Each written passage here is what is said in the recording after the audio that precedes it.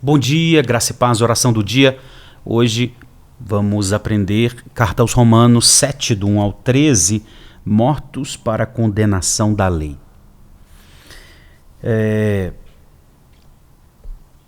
Antes da gente ler essa porção, é importante entendermos uma coisa, que quando Paulo ele argumenta, você vai perceber ele argumentando, e eu vou sempre estar parando para mostrar para você.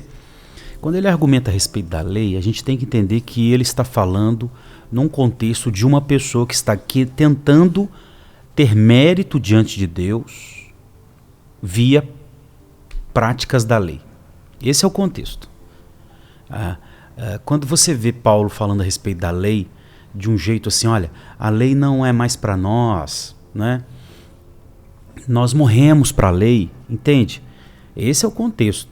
Não é o contexto de um crente que vive e quer obedecer ao Senhor, não é? E diante dos mandamentos do Senhor que está na lei. Não é esse o contexto. Não é contexto de um crente que quer viver a vontade de Deus. É contexto de uma pessoa não crente em Jesus e que quer conquistar sua salvação por méritos na sua prática da lei. Esse é o entendimento. Vamos lá? Agora, irmãos, vocês que conhecem a lei, não sabem que ela se aplica apenas enquanto a pessoa vive? Por exemplo, quando uma mulher que se casa, a lei une a seu marido enquanto ele estiver vivo. No entanto, se ele morrer, a lei do casamento já não se aplica à mulher. Portanto, enquanto o marido estiver vivo, se ela se casar com outro, cometerá adultério. Está vendo? Existe uma condenação da lei quando a pessoa está viva e comete um erro em relação à lei, tem uma condenação da lei. A lei está revelando, olha, você está cometendo adultério. E claro, vai vir a condenação desse adultério. Mas se o marido morrer, ela ficará livre dessa lei e não cometerá adultério ao se casar. E não cometerá adultério ao se casar novamente. Então não vai ter uma lei denunciando o erro daquela pessoa se ela estiver morta. Não é? A esposa viva, mas o marido morto, ela não está cometendo nenhum erro, nenhum pecado, porque o marido está morto. Não é? Aí vem a explicação de Paulo. Assim, meus irmãos, vocês morreram para o poder da lei, quando morreram com Cristo. Que poder é esse, pastor? O poder de nos condenar. A lei tem esse poder. Então, esse poder de nos condenar não está mais sobre nós, os novos, vivos, porque o velho morto. O velho já está morto. Como o velho já está morto, não é?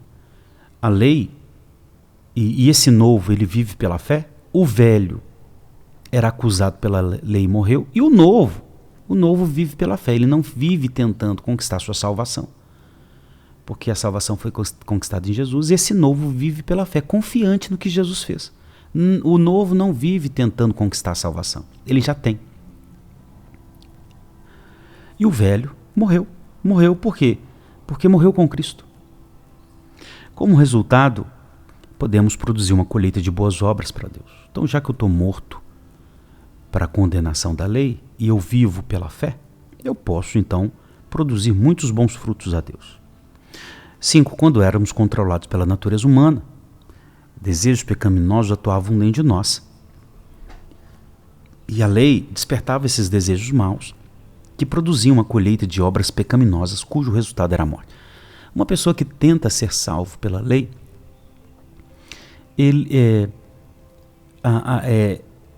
essa lei vai despertar nele cada vez mais desejo, porque o coração já é pecaminoso, cada vez mais desejo, não é? De se justificar, de conquistar as coisas pelas suas próprias obras, diante de Deus, etc. 6. E aí vem a morte. 6. Agora, porém, fomos libertos da lei, pois morremos para ela. E já não estamos presos a seu poder. Percebe? Eu estou morto para a lei, mas eu estou morto para viver a lei. Não, eu estou morto para tentar ser salvo pela lei. Porque o contexto é esse. É porque existem pessoas que são anti-lei, que quando lei, o Romanos 7 diz, está vendo, não tem nenhuma lei mais para nós, eu posso viver vagabundantemente.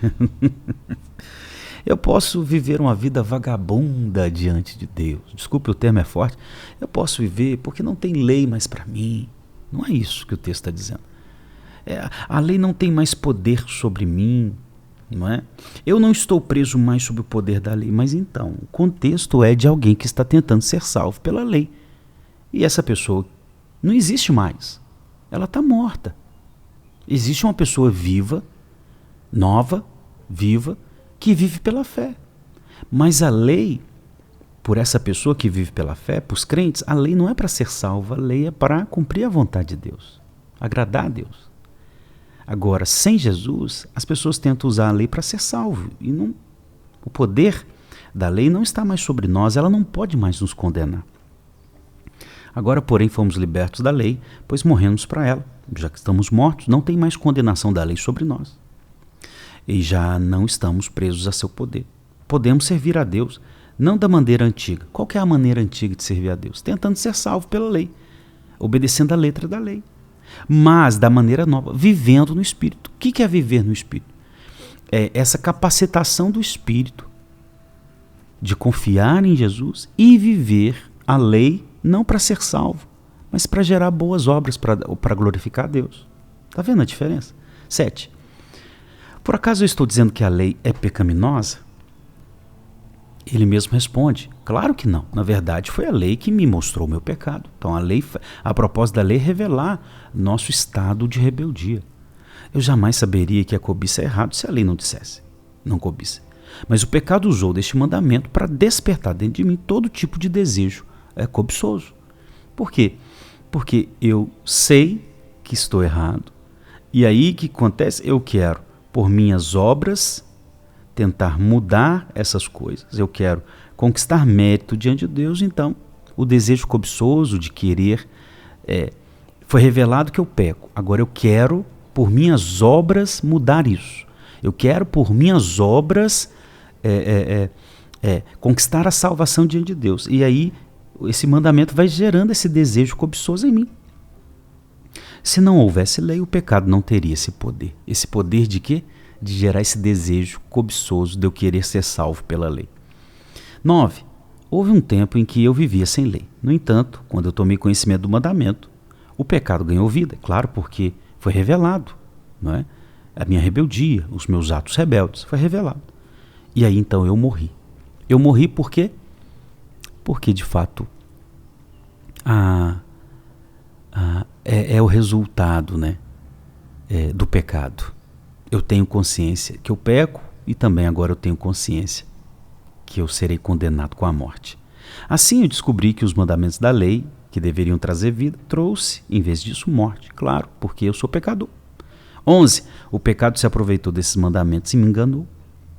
O pecado, está vendo, meu estado de rebelião, aproveitou dos mandamentos, não para me salvar, porque a lei não é para salvar.